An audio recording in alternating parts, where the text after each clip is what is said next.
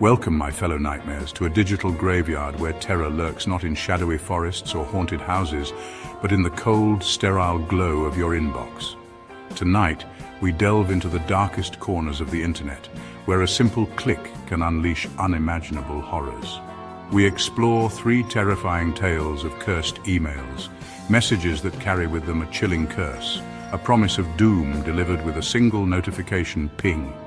These are the stories of those who dared to open what should have remained sealed, forever locked away in the digital abyss. Prepare yourselves, dear viewers, as we descend into the chilling depths of digital dread. Our first tale takes us to a quiet suburban home where a young woman named Sarah found herself haunted by a sinister presence lurking within her very inbox. Sarah was an ordinary woman living an ordinary life until the day she received an email that would change everything. It began innocently enough, a single unread email from an unknown sender. She thought it might be spam or a harmless mistake. No subject, no name, just a blank message staring back at her from the screen. Curiosity piqued, Sarah clicked. She expected to find some hidden message or a glitch, but what she found was far more unsettling. The email was empty, devoid of even a single character. It was as if someone had sent her a void, a digital abyss. Yet a shiver ran down her spine as a cold feeling washed over her. She couldn't shake the feeling that she was being watched, that something was lurking just beyond the screen. Days turned into nights, and the empty email remained unmoved, undeletable. It was as if it had taken root in her inbox, refusing to be banished. It sat at the top of her inbox, a constant reminder of the unseen force that had invaded her digital sanctuary. Then the nightmares began. They were vivid, grotesque, and unrelenting. Vivid, grotesque dreams plagued Sarah's sleep, each more terrifying than the last. She saw herself trapped in a digital labyrinth with no way out. In these nightmares, she saw the flickering screen, the empty email, and a pair of glowing red eyes staring out from the darkness behind. The eyes seemed to follow her, even when she was awake. Driven to the brink, Sarah tried everything to rid herself of the cursed email. She reset her computer, changed her passwords, and even considered abandoning her email account altogether. She deleted it, emptied her trash, even contacted her email provider. They assured her it was just a glitch, but Sarah knew better. But it always returned, a digital specter haunting her every move. No matter what she did, the email was always there, waiting for her. Fear turned to paranoia as Sarah felt her sanity slipping away. She began to see the red eyes everywhere, in reflections, in shadows, always watching. The line between the digital world and reality blurred, the nightmares bleeding into her waking hours. She could no longer tell where the email ended and her mind began. One evening, as the sun began to set, casting long shadows across her room, Sarah received another email. Her heart raced as she opened it, dreading what she might find. This time it wasn't empty.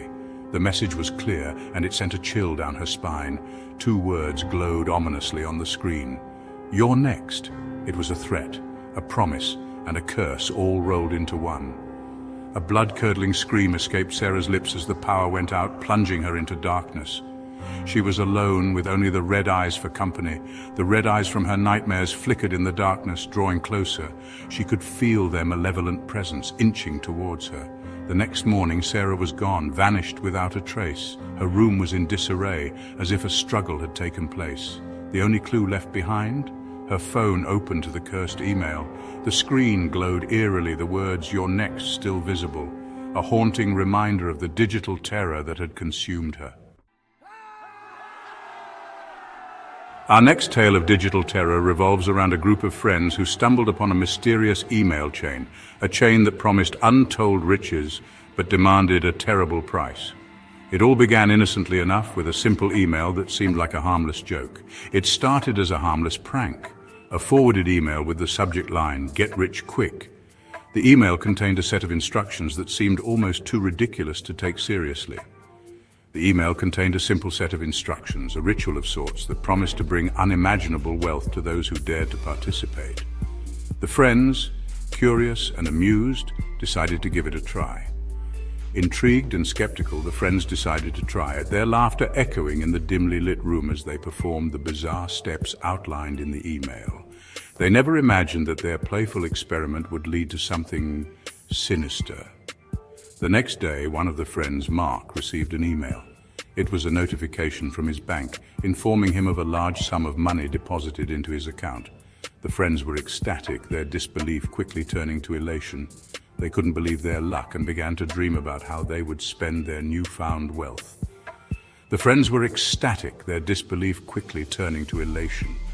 They celebrated their unexpected fortune, toasting to their success and the strange email that had brought them such luck. Their laughter, however, was cut short when another email arrived, this one addressed to Emily, another member of the group. It was a photo of Emily's apartment, taken from a seemingly impossible angle.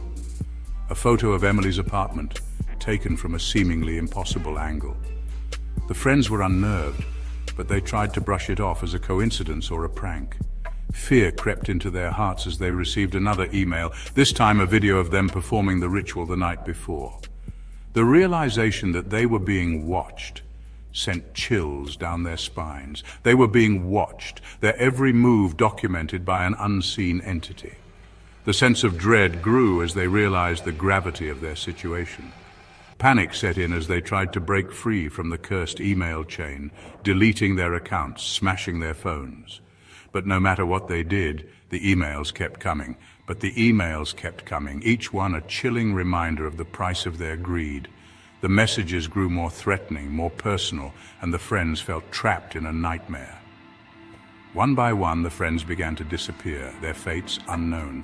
The remaining friends were gripped by fear, knowing that their turn could come at any moment. The emails, however, continued, each disappearance marked by a single haunting message. Your debt is unpaid. The once joyful group was now torn apart, haunted by the consequences of their actions. Our final tale leads us to the desolate halls of a university library, a place where silence reigns and shadows dance in the corners. Here, a lone student named Jake made a chilling discovery, a centuries-old book containing a handwritten chain letter, its words filled with a palpable sense of dread. The book seemed to pulse with a life of its own, as if it were waiting for someone to uncover its secrets. The letter spoke of a malevolent entity trapped within the very words themselves. It was said that this entity had been imprisoned for centuries, its power growing with each passing year. It promised power, knowledge, and immortality to those who continued its circulation, but threatened eternal suffering upon those who dared to break the chain. The allure of such promises was hard to resist, yet the threat loomed large. Jake, intrigued by the letter's eerie history and driven by a morbid curiosity, couldn't help but feel a strange connection to the ancient text. He wondered about the countless others who had encountered this letter before him. Intrigued by the letter's eerie history and driven by a morbid curiosity, Jake decided to transcribe the letter and send it to a single contact, his best friend Emily. He believed that by sharing the letter, he could unlock its secrets without falling victim to its curse. He watched as the sent email disappeared from his outbox, a sense of unease settling in the pit of his stomach. The act of sending the email felt like crossing a threshold, one from which there was no return. Later that night, the nightmares began. Jake found himself trapped in a cold, damp cellar, chained to a stone wall, the air thick with the scent of decay and fear. Jake found himself trapped in a cold, damp cellar, chained to a stone wall, the air thick with the scent of decay and fear. The walls seemed to close in on him, and the darkness was suffocating. A shadowy figure emerged from the darkness, its eyes glowing with an infernal light. It moved with an unnatural grace, its presence filling Jake with an overwhelming sense of dread. It spoke of the chain, of the power it held, and the price of Jake's betrayal. The figure's voice was a chilling whisper, echoing in the confines of the cellar. Jake awoke in a cold sweat, the nightmare clinging to him like a shroud. He could still hear the figure's voice, its words etched into his mind. He tried to contact Emily, desperate to warn her, to break the chain. His fingers trembled as he dialed her number, each ring echoing his growing fear. But it was too late. Emily had already forwarded the email, unknowingly spreading the curse further. Emily had already forwarded the email. The entity was free, unleashed upon the world through the digital chains of the internet. The entity was free, unleashed upon the world through the digital chains of the internet. It moved swiftly, its influence spreading like wildfire. And it was coming for Jake.